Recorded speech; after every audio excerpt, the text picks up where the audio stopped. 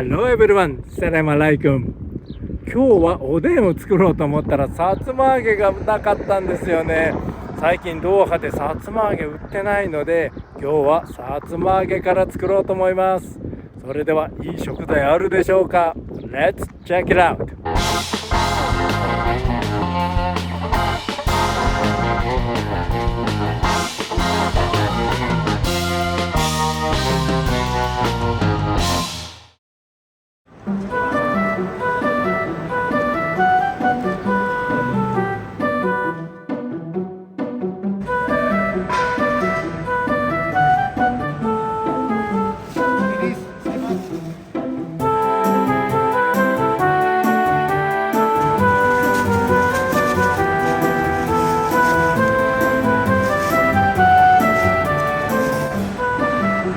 Oh, nice. Okay, half kilo, please.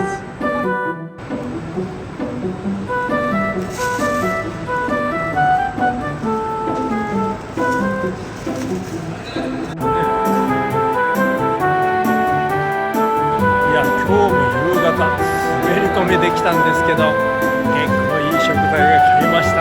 それではさつま揚げならぬドーハ揚げ作ってみましょう。